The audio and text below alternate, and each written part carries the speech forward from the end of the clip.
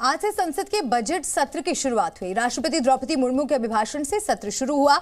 इस मौके पर राष्ट्रपति ने संसद के दोनों सदनों की संयुक्त बैठक को संबोधित किया। राष्ट्रपति द्रौपदी मुर्मू ने अभिभाषण में मोदी सरकार की कई बड़ी नीतियों का जिक्र किया। उन्होंने कहा कि सर्जिकल स्ट्राइक के जरिए सरकार ने आतंकवाद पर कड़ा प्रहार किया।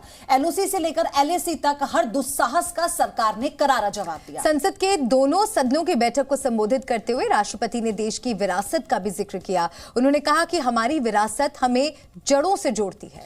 और राष्ट्रपति ने कहा कि एक तरफ तो अयोध्या में भव्य राम मंदिर बन रहा है, तो दूसरी ओर आधुनिक संसद भवन भी बनाया जा रहा है।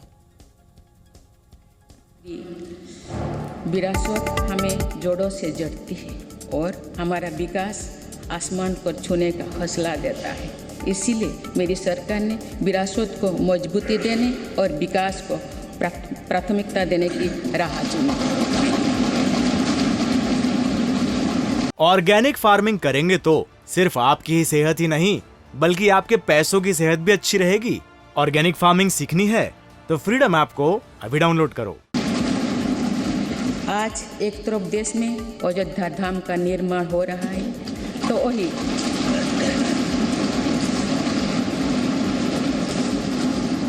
वही दूसरी तरफ आधुनिक संसद भवन भी बन रहा है।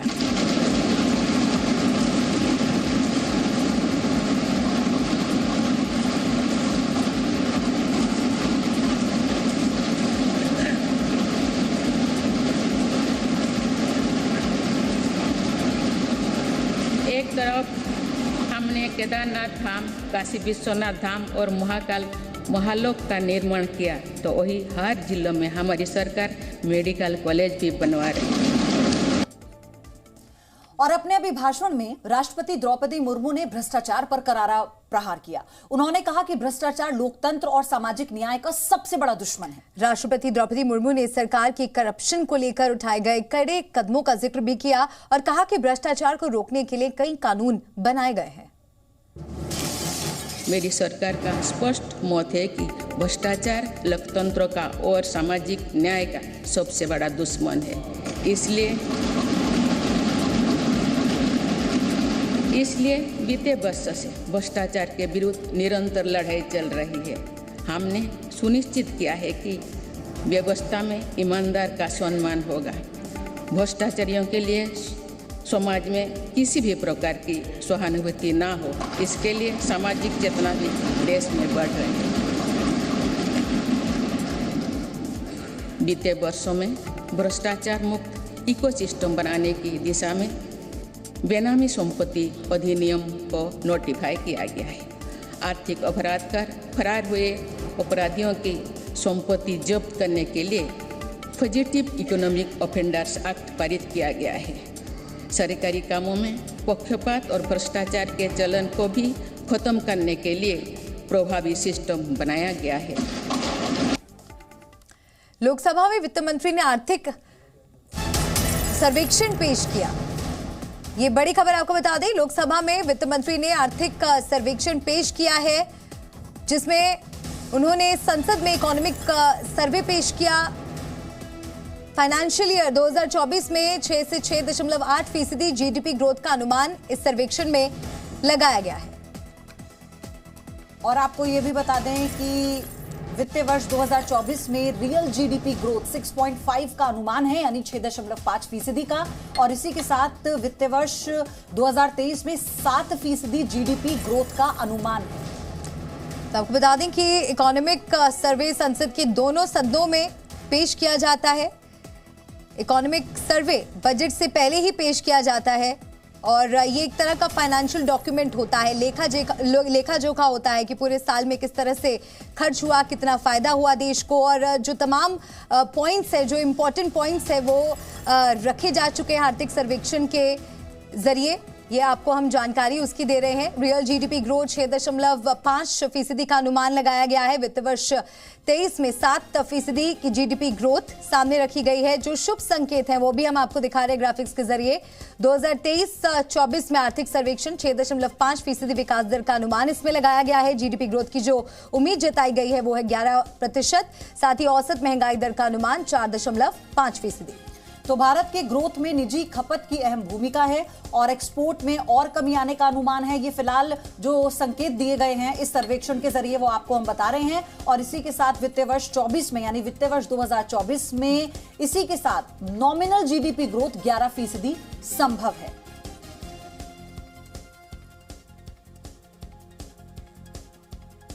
तो राष्ट्रपति द्रौपदी मुर्मू के अभिभाषण से सत्र शुरू हुआ और इस मौके पर राष्ट्रपति ने संसद के दोनों सदनों की संयुक्त बैठक को संबोधित किया। राष्ट्रपति द्रौपदी मुर्मू ने अभिभाषण में मोदी सरकार की कई बड़ी नीतियों का जिक्र किया। उन्होंने कहा कि सर्जिकल स्ट्राइक के जरिए सरकार ने आतंकवाद पर कड़ा प्रहार किया।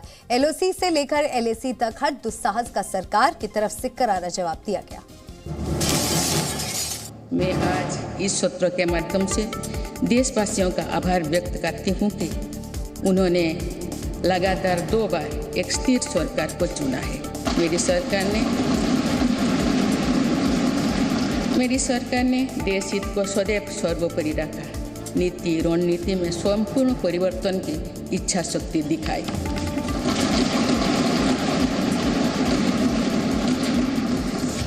सर्जिकल स्ट्राइक से लेकर आतंकवाद पर कठोर प्रहार तक, एलओसी से लेकर एलएसी तक हर दुस्साहस के कड़े जवाब तक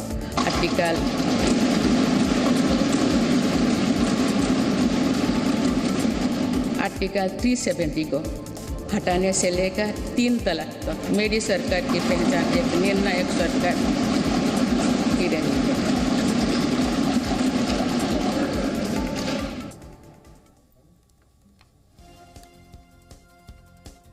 राष्ट्रपति द्रौपदी मुर्मू ने अभिभाषण में कहा कि आजादी के अमृत काल में देश 5 प्राणों की प्रेरणा से आगे बढ़ रहा है। गुलामी के हर निशान, हर मानसिकता से मुक्ति दिलाने के लिए भी केंद्र सरकार लगातार कोशिश कर रही है।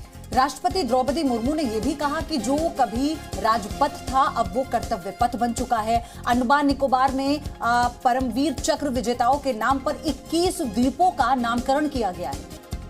तो संसद का बजट सत्र आज से शुरू हो गया है। सत्र से पहले प्रधानमंत्री नरेंद्र मोदी मीडिया से भी मुखातिब हुए।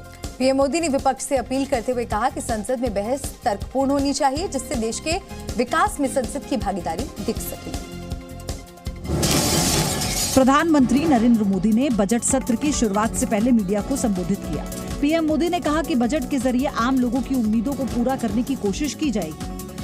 प्रधानमंत्री ने विपक्ष से सहयोग की अपील करते हुए कहा कि बजट सत्र में तकरार भी रहेगी, लेकिन तकरीर भी होनी चाहिए। उन्होंने उम्मीद जताई कि संसद में अहम मुद्दों पर अच्छी तरह से चर्चा हो सकेगी। बजट सत्र में भी तकरार भी रहेगी, लेकिन तकरीर भी तो होनी चाहिए। प्रधानमंत्री नरेंद्र मोदी ने कोरोना काल के बाद से इकोनॉमी में आई गिरावट का भी जिक्र किया। उन्होंने कहा कि दुनिया की डगमगाती अर्थव्यवस्था में देश का बजट आम जनता की उम्मीदों पर खरा उतरेगा। तो जो आशा की किरण देख रहा है उसे वो और अधिक प्रकाशमान नजर आए। मुझे पूरा भरोसा है निर्मला जी इन अपेक्षाओं को पूर्ण करने के लिए भरपूर प्रयास करेगी।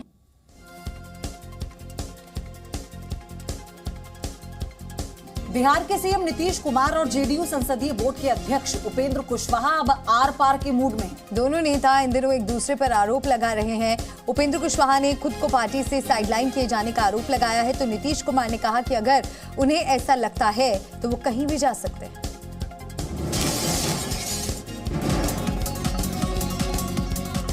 बिहार में नीतीश कुमार और उपेंद्र कुशवाहा के बीच जमकर वार पलटवार हो रहे हैं।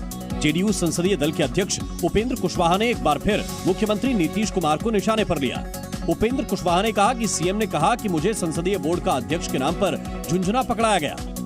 उपेंद्र कुशवाहा ने आरोप लगाया कि मुझे सिर्फ पद दिया गया, कोई अधिकार नहीं मिला। संसदीय बोर्ड के अध्यक्ष के तौर पर मुझसे कभी कोई राय नहीं ली गई। उम्मीदवारी पर चर्चा तो बहुत दूर की बात है। पार्लियामेंट्री बोर्ड का जो अध्यक्ष मुझको बनाया गया, सीधे तौर पे एक झुनझुना मेरे हाथ में थमाया गया। उपेंद्र कुशवाहा ने कहा कि पार्टी ने मुझसे कभी नहीं पूछा कि किसे उम्मीदवार बनाएं। कई बार मैंने सामने जाकर सुझाव भी दिया, लेकिन उस पर कभी ध्यान नहीं दिया गया। साथ ही उपेंद्र कुशवाहा ने कहा कि जब मैंने कहा कि पार्टी का हिस्सा लिए बिना तो आज देवशिलाएं गोरखपुर पहुंचेंगी, जहां सीएम योगी उनका स्वागत करेंगे। देवशिलाओं के साथ नेपाल से 100 संत भी आ रहे हैं। योगी आदित्यनाथ पूजा अर्चना के बाद देवशिलाओं को अयोध्या के लिए रवाना कर देंगे। इन शिलाओं को अयोध्या में बन रहे राम मंदिर निर्माण के लिए लाया जा रहा है। उत्तर प्रदेश के सीएम योगी आदित्यनाथ आज गोरखपुर दौरे पर हैं, जहां सीएम योगी आदित्यनाथ गोरखनाथ मंदिर में नेपाल से आने वाली शालिग्राम शिलाओं का स्वागत और पूजन करेंगे। ये शिलाएं नेपाल से आ रही हैं और ये शिलाएं नेपाल की गंडकी नदी से निकली हैं। कहा जा रहा है कि ये शिलाएं 6 करोड़ वर्ष पुरानी हैं और इनका वजन 26 टन और 14 टन है। शालिग्राम देवशिला की रथ यात्रा शाम को कुशीनगर से होते हुए गोरखपुर में प्रवेश करेगी, जहां पर इसका भव्य स्वागत यूपी के सीएम और गोरखनाथ के पीठाधीश्वर योगी आदित्यनाथ करेंगे। देवशिलाओं के साथ नेपाल से 100 संत और प्रबुद्ध जन भी आ रहे हैं। बुधवार को सुबह नेपाल से आ रही इन शिलाओं का पूजन कर यूपी के सीएम इन शिलाओं को अयोध्या के लिए रवाना करेंगे। दरअसल अयोध्या में बन रहे भव्य राम मंदिर में स्थापित की जाने वाली भगवान राम और सीता माता की प्रतिमा के लिए शिलाएं नेपाल से लाई जा रही हैं और शालिग्राम को भगवान विष्णु की प्रतिमूर्ति माना जाता है। इसी पत्थर से हिंदू घरों और मंदिरों में पूजे जाने वाले ठाकुर जी बनते हैं।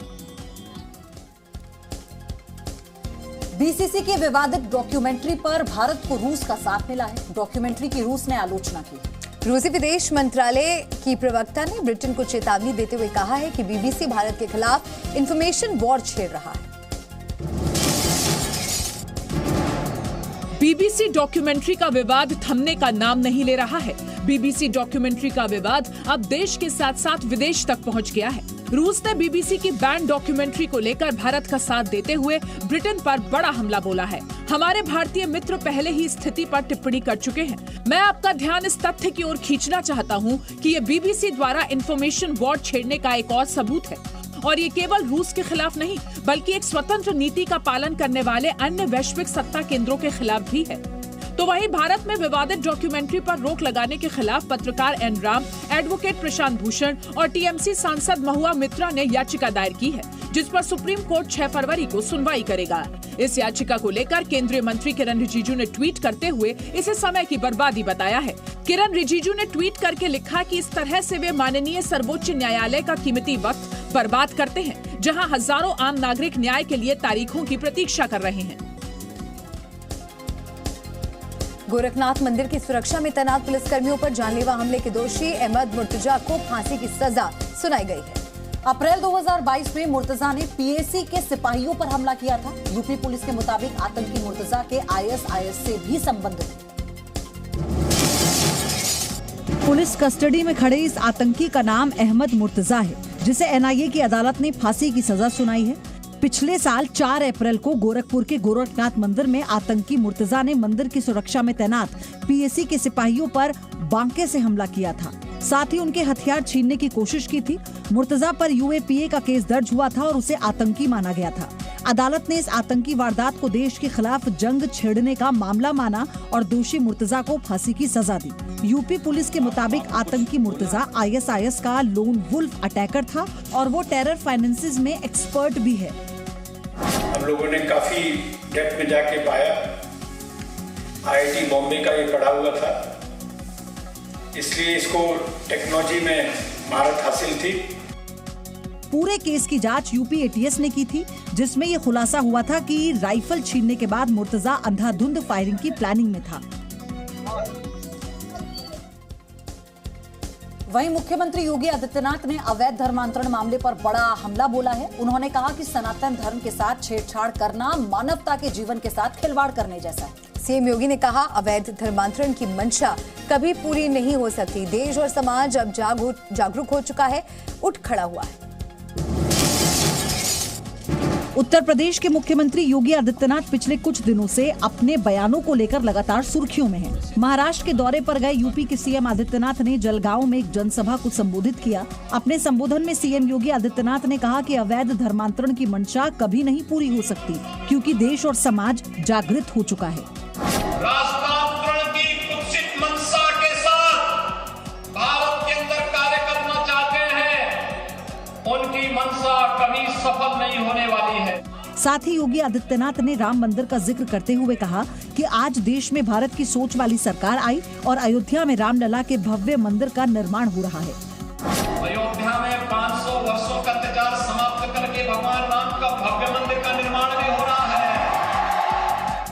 वहीं समाजवादी पार्टी के महासचिव शिवपाल यादव ने योगी के सनातन धर्म वाले बयान पर पलटवार करते हुए कहा कि सनातन धर्म को राष्ट्रीय कहना संविधान का उल्लंघन है। ऑर्गेनिक फार्मिंग करेंगे तो सिर्फ आपकी ही सेहत ही नहीं बल्कि आपके पैसों की सेहत भी अच्छी रहेगी। ऑर्गेनिक फार्मिंग सीखनी है तो फ्रीडम ऐप को अभी डाउनलोड करो।